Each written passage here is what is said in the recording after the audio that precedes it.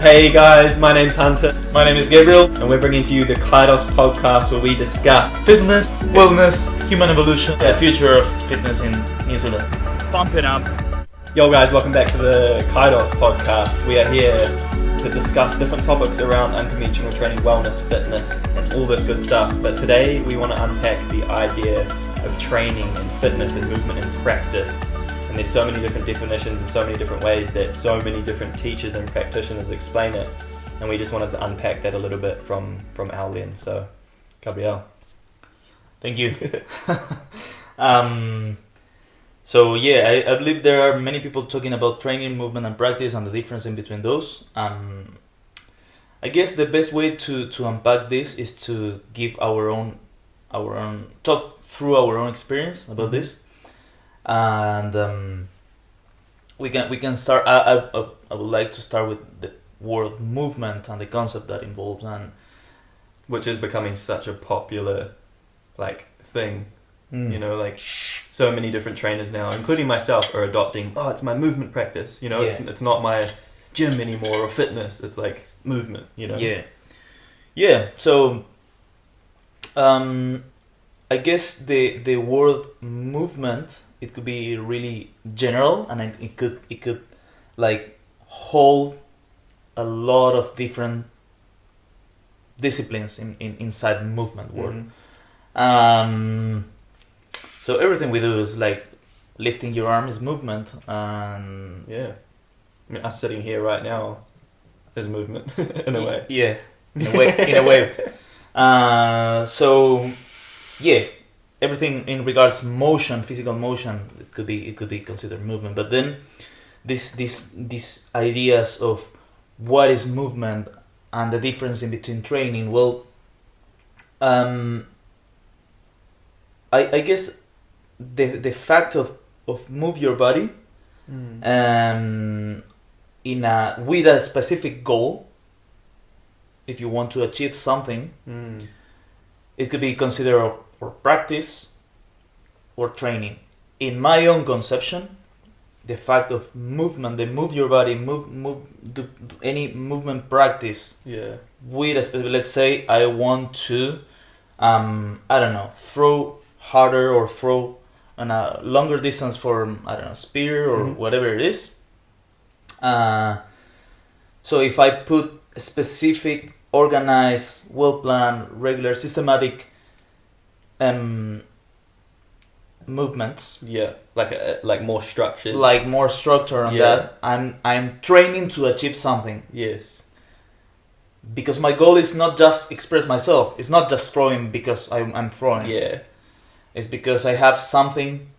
You're trying to achieve something. Yeah. Right.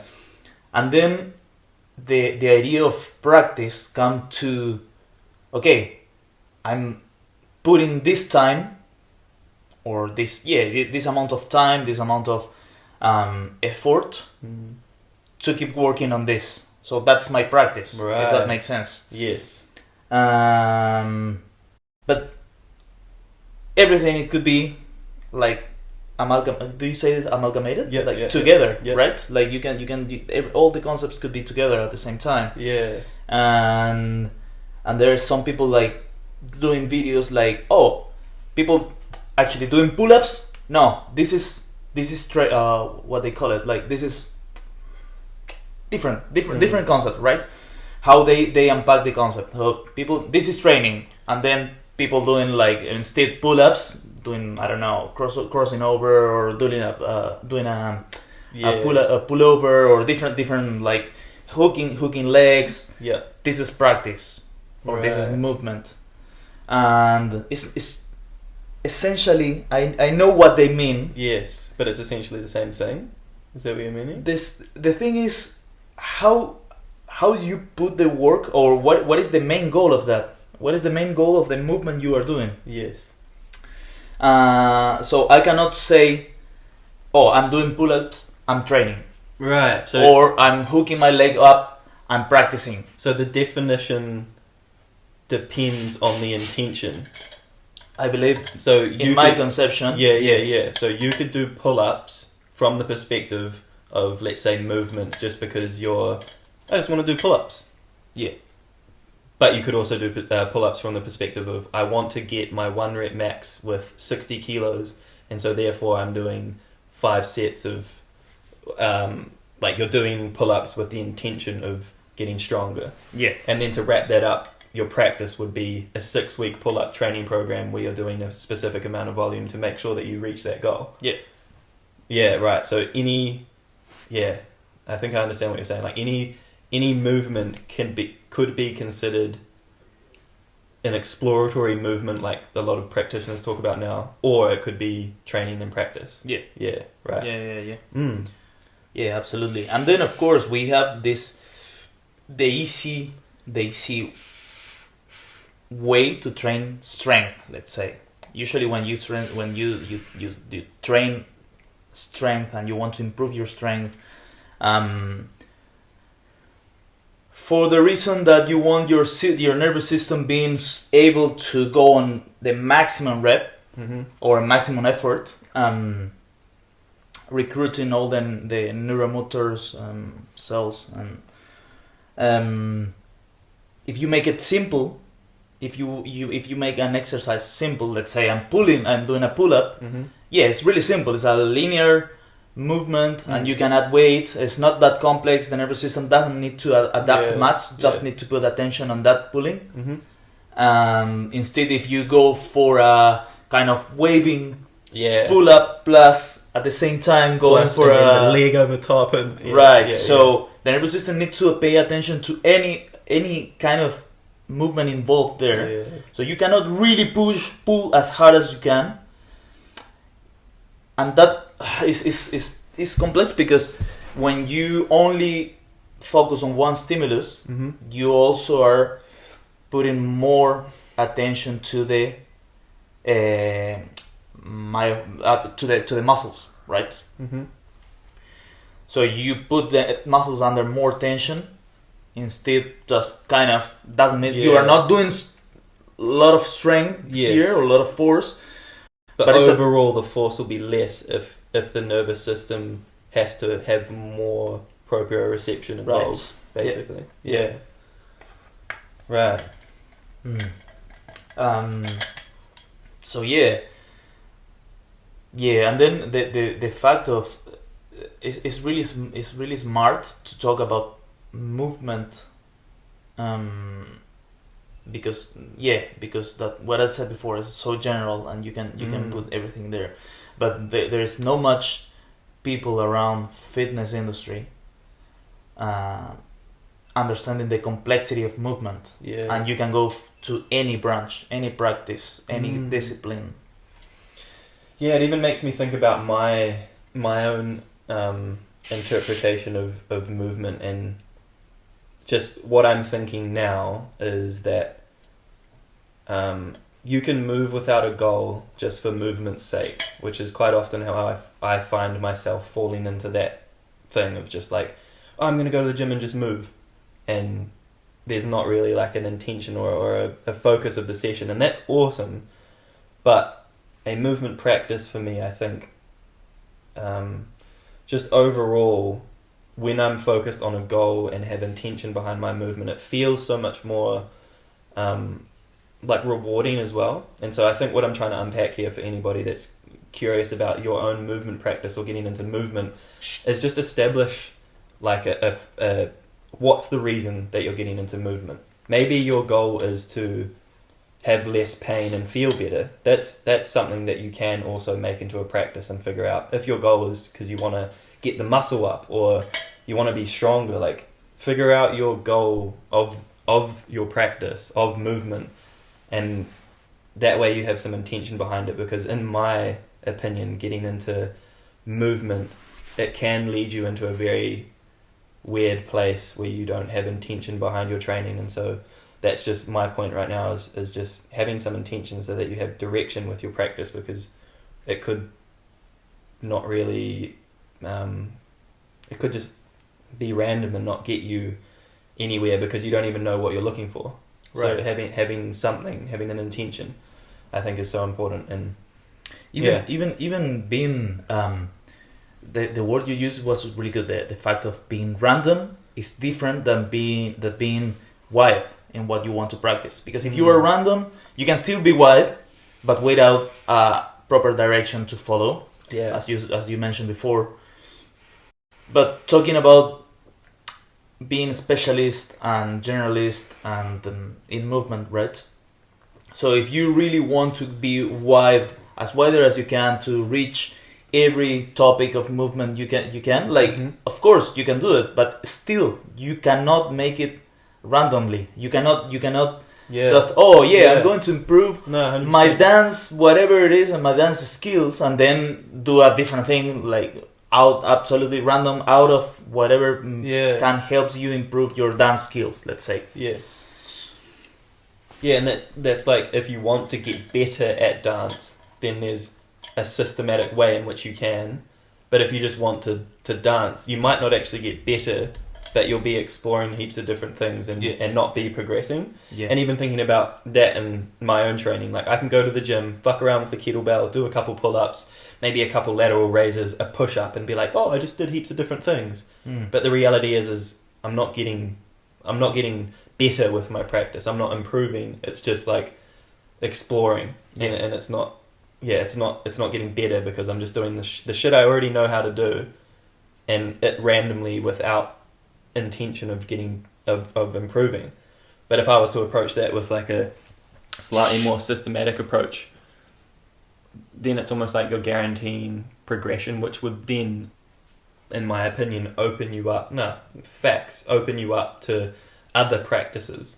Like for example, you can't practice a back bend and a handstand until you have the handstand. And it works like that with almost everything. Like you have to unlock the base first so that you can then practice these other skills. And if you're always just playing around on the bases, then you'll never get to the, in my eyes, more exciting skills. You know, like it's taken me 3 or whatever years to get the handstand, and now I can explore with some other fun stuff. And that goes with dance, that goes with capoeira, like anything. If you're always just playing with the bases of everything, then you'll never like, you know? I got what you mean. I believe, in my experience, to practice the base is so important. For sure. It's so important. That's what we call it base. Base doesn't mean it's easy or simple. It's just the base to build something better. Like the foundation. The foundation. Like, Right. But I know what you mean in terms of if you just play around with the base in terms of not I believe the exploration aspect of things should be there. The creative aspect of like just play around should be there, because that makes you improve and create new things and go for new things. But for sure the base should be there to have a good foundation and then explore new things. So in your mind then, maybe I can make a graphic for this to go with this video, but like if someone's new to like all of these concepts in movement and practice and all of this stuff, like how would you recommend as an introduction thing, like, hey, focus on play, intention and strength. This is completely random. Like what's like a little practical takeaway for anybody that's listening that's new to movement and unconventional fitness, all of this stuff? Like what's some like little concepts to think about so that they're not just like doing some random stuff? Like, right. Or in your opinion, what's like focus on exploring for the first while and then focus, you know, like I don't know what it might be. It's a hard question because I can easily invite them to my groups and say, hey, just practice what I'm suggesting here, and that's easy. But then you have so many interests, and if the person doesn't know what to do, like, I want to improve my health, and I never trained before. I used to go to the gym when I don't know, like how like there are so many options for that people. So am I hearing then creating a goal, intention, vision of your practice. What do you want to achieve? Let's say if he's a person who, let's say, is a fighter, and he wants to really improve his strength. Mm-hmm. Okay, it's easy. He really knows where to go, and now we should be coherent on his practice. Yes. If he's, let's say, a boxer, we cannot make him like kick taekwondo kicks or whatever. Yeah. It's like still work on the footwork and shit like the that, footwork, sure. on the support of whatever the legs do. But we cannot. We are talking now of being a specialist, right? Yeah. But we cannot direct him to, I don't know, like another unspecific practice that cannot help. So. Yeah, like go practice handstands for 4 weeks when you could be practicing maybe coordination and timing and more relevant skills. Yeah. That's the appropriate word or term. Yeah, a concept that I wanted to say. Cool. Was not fun. Thank you for that. But then, of course, the brain of a mover. If we become this person like in a kind of versatile mover that also could do handstands, but not wasting a lot. Thinking about competition, right? If this guy wants to compete, and we put him in 4 weeks handstand training, like we are just putting him away of his goal, whatever his intention has, and he don't want to be he don't want to become a mover. He wants to just win a fight. Yeah. And that's it. So it could be really complicated, but at the same time so simple if we have the main goal of the person. So okay, what I think I'm hearing is, all right, you don't know what you want. You're coming into a movement practice thinking, I just want to get good at movement, whatever that means to you. But more importantly than coming into it randomly with the like, I don't care, I just want to get better, maybe pick something that you want to focus on to start with. Is that what I'm hearing? If you have that focus, if you have that something in mind, will be amazing. That like it'll make the journey easier into the realms of movement and training. It'll just make the path easier. Yeah, and the base stronger. Yeah, right. That also, I'm saying this because I've been working with so much people that they just want to do something, right? Yeah. I'm trying to talk about people who knows what they want about their movement journey, their practice, their discipline, their practice. So I'm trying to talk about people who understand. Yeah, they already have a practice. Yeah, exactly. Yeah. I don't want to go deep in. Oh yeah, this guy never done anything before. Yeah, exactly. I think just put them in. My perspective on most of this comes from the place of me. So me being bodybuilding, weightlifting, thinking that was the most superior movement, and then realizing like, movement, and that's sort of like the target audience that I'm thinking of right now. Like I have heaps of friends who have gone to the gym. I met them in the gym, they're like my friends and we train together and that sort of stuff. And now they're seeing what I do and they're like, like, how do I get into that? And I think that's sort of like what I'm trying to ask you is like, all right, so you've had years of fitness experience, like you train, you're strong, you can do heaps of shit. But now we're bringing it back down to just like getting into, exploring movement and trying to figure out where to start because just thinking back to myself, like I would have loved more guidance at the start because I was like, oh, slackline, oh, capoeira, oh, this, oh, that, oh, juggling, handstands, like, you know, there wasn't really ever too much of a intention. And I was like, when I went to the gym, it was like 5 sets of 5 bench press. I want to increase my weight and I want to gain muscle. And then when I got into more movement based stuff, it was like quite random. It was amazing. I enjoyed it. But the main point being just like a North Star for these people that are transitioning away from traditional training and getting into more of a movement approach. Yeah.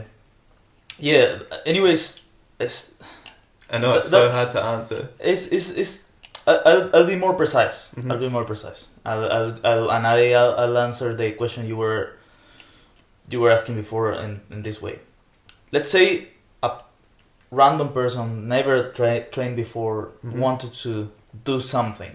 Yeah. Do something. Yeah. What I would recommend, and that's what I do with my clients, with my PTs and stuff, is let's go for the foundation of the human movement, Yes. which is not a handstand, which is No. not No. it's basic stuff. Walk, run, but bipedalism activities, like because we are that species, we Mhm. walk in 2 feet, throwing,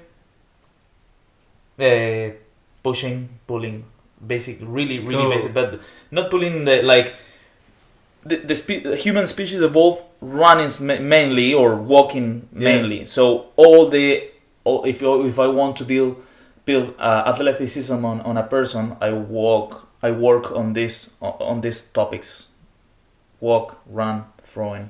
Cool. Yeah. So That's the foundation of movement. Fuck yeah, bro! This is perfect. This is exactly what I was after. Walk, run, throw, push, and pull. Yeah, well, it's like this throwing is a push. Yeah. Some way. So yeah, Cool. that's the main foundation of That's it, man. Because that instantly in my fitness PT orientated mind, I can think of 1,000 movements that I could do, yeah. and it also makes me think of very specific stuff. Because again, in my mind, it was like juggling, rings, balancing, like all of this shit, like Ido Portal, animal flow, fucking capoeira with Gabriel, like all of this stuff. But if I had that little foundation of like walk, run, throw, then that's sort of like the centerpiece of my movement practice. Yeah. I can do my other stuff that I was already doing around that and slowly expand from there. So this is perfect. This is exactly what I was hoping that would get to. So Yeah, sick. And the other thing is, if you want to, let's say, we were talking about this fighter before. Mm-hmm.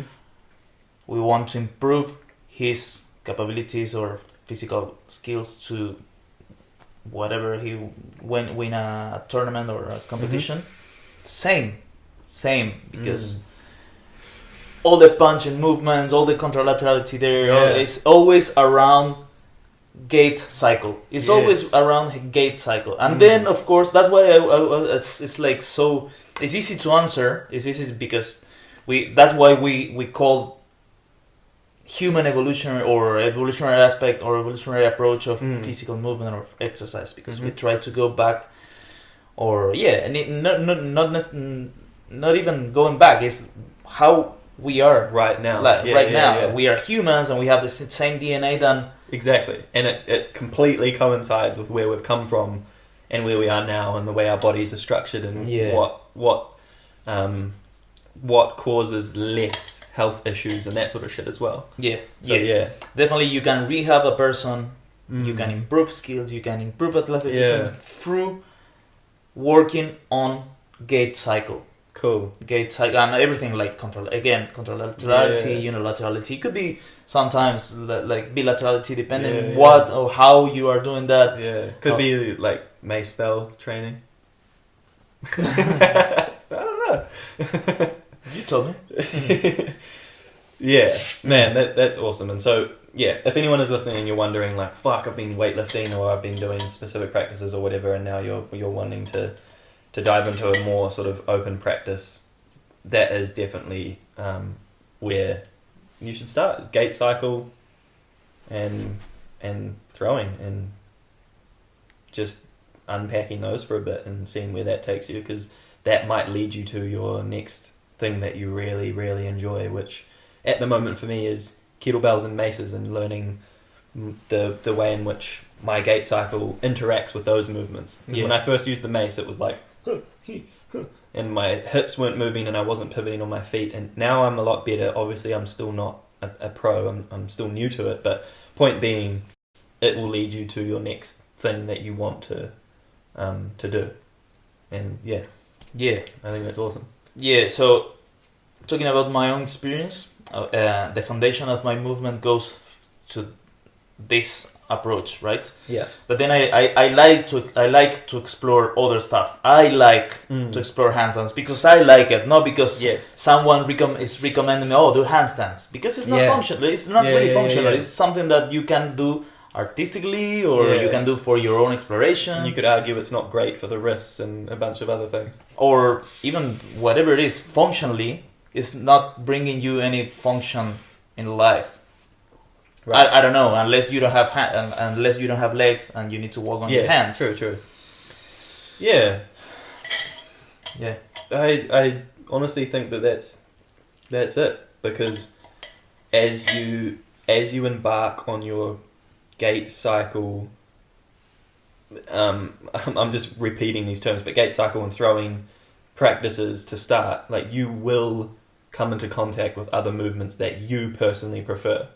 And that will then lead you into, handstands because I like it. Not handstands because Gabriel told me to.